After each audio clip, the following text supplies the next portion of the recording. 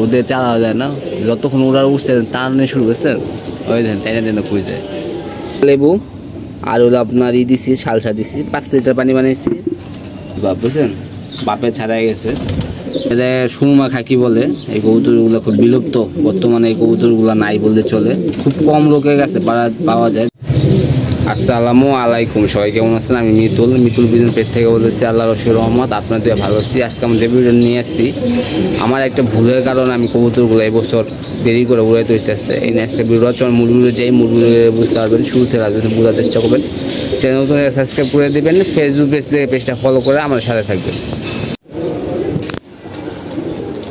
এই যে কবুতরগুলো উঠতেছে, আর এই যে দুইটা কবুতর বললাম, এই যে দুইটা কবুতর রোদে চালা যায় না, যতক্ষণ ওরা উঠছে টানে শুরু করছে ওই দেন টেনে টেনে খুঁজে যায়। এই যে টান দিচ্ছে, এই যে পিছিয়ে চলে গেছে, আবার আসবে ঘুরে।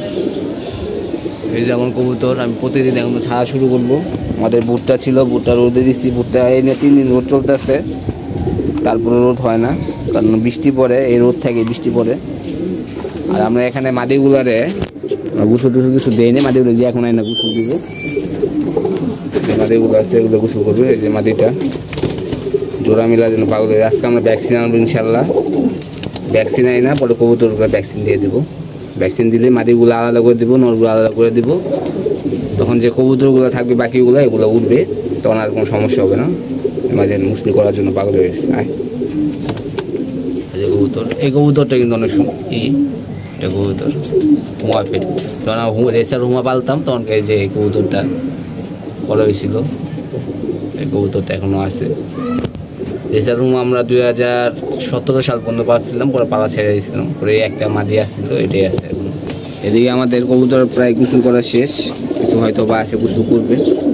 আর কবুতর সুস্থ রাখার জন্য গোসলের ভূমিকা অন্যরকম। এটা আপনার 1 সপ্তাহ বা 2 সপ্তাহ কবুতর গোসল দেন বা 1 মাস দেন, দিলে আপনি বুঝতে পারবেন কবুতরের যে ভূমিকাটা কতটুকু কবুতর গোসল করার।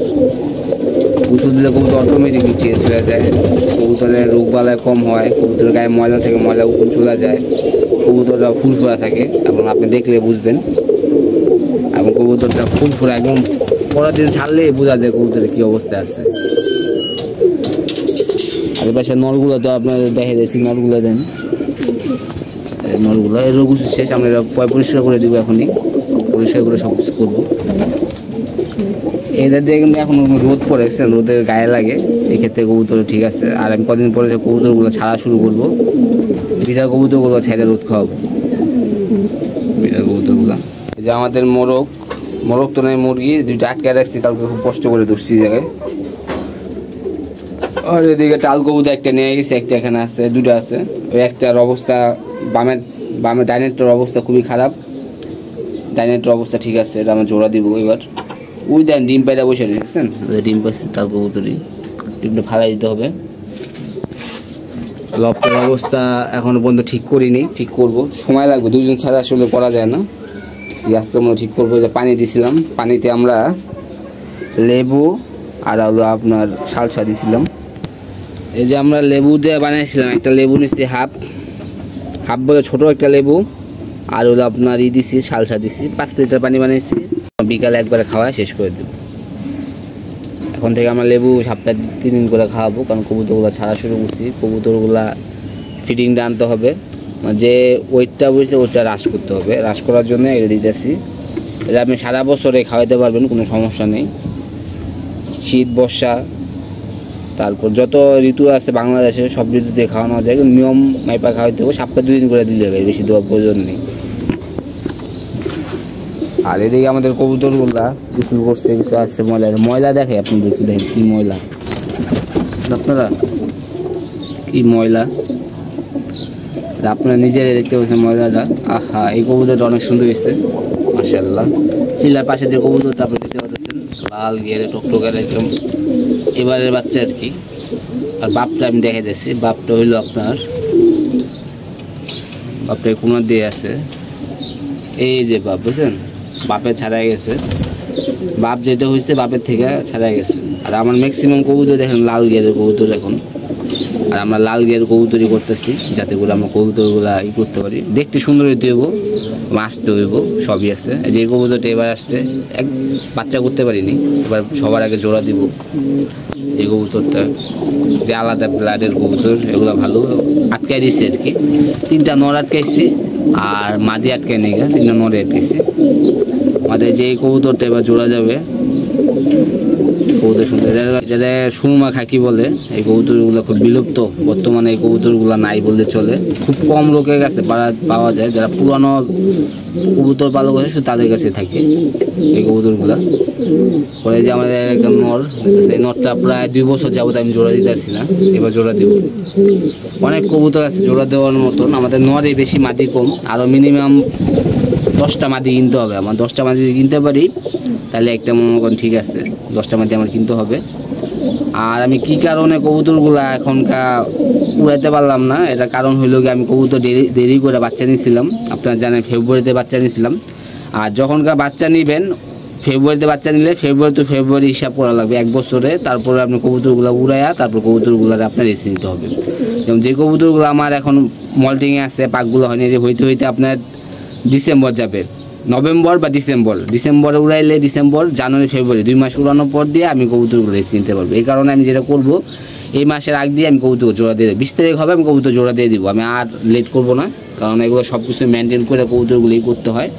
আমি আরেকটা ভুল করতাম, এটা হইল কি, আপনার কবুতর 40টা উড়াইছি, 40টা নিয়ে পাল্লা নামাইতাম। এই একটা বড় ভুল, এই কাজটা করা যাবে না।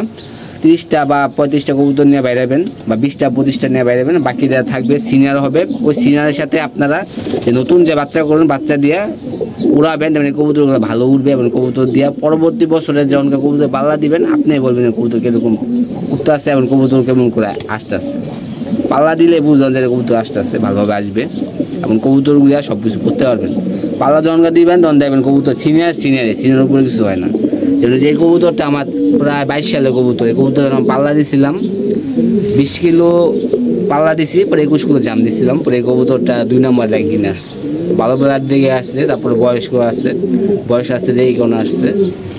তো এই কারণে অনেক সিনিয়র ভাই দেখছি আমি যে 2 দশক না হলে কবুতরগুলো পাল্লা দেয় না, ওনার এই বেশ 2 দশকের কবুতরগুলো ভালো করে। যদি কারো সম্ভব হয় 2টা শীত খাওয়ায় যদি কবুতর পাল্লা দিতে পারে না, এই কবুতর দিয়ে আরো ভালো কিছু করতে পারবেন ইনশাল্লাহ। এবং কবুতর দিয়ে আসেও এক এক কবুতরগুলো উঠতেছেন, চাকলা মিটতেছে। এখন বর্তমানে যে কবুতরগুলো আমরা ছাড়বো, একে উঠবে, একে দৌড়াবে, একে নামবে, যে নামতেছে। নরগুলা মাদিগুলো আলাদা ছাড়বে। আমার 3টা নর আছে, এই 3টা নরে একটি জ্বালাইতেছে, এই ফাঁক দিয়ে বেড়ে উঠছে, এই কারণে সমস্যাটা হয়েছে। নরগুলো আলাদা ছাড়বেন, মাদিগুলো আলাদা ছাড়বেন। আর লেবুর পানি দিবেন, তারপরে সার দিবেন, তারপরে আপনার জাম্বুরা এগুলো দিয়ে ওদের সব এগুলো দিলে যে শরীরের যে ঘাটতিটা আছে, ঘাটতিটা পূর্ণ হবে। ঘাটতিটা পূর্ণ হলে কবুতর দেওয়া বিশাল সব কিছু করতে পারবে। আর আমি গোসল করার পরে তো কখনো কবুতর ছাড়ি না, এভাবে আটকায় রাখি। আগে উড়ার পর না আবার শীত খাবার দিয়ে সব কিছু ওকে করে গোসল দিয়ে দিই, তারপর খাবার দিই। আমি এইভাবে করি। এই ছিল আমাদের ভিডিওটা, যত সম্ভব আমাদের এখন চেষ্টা করছি। ভালো থাকবেন, সুস্থ থাকবেন, কবুতর যত ইনশাল্লাহ আমার নেক্সট দেখা হবে। আল্লাহ হাফেজ, ভালো থাকবেন।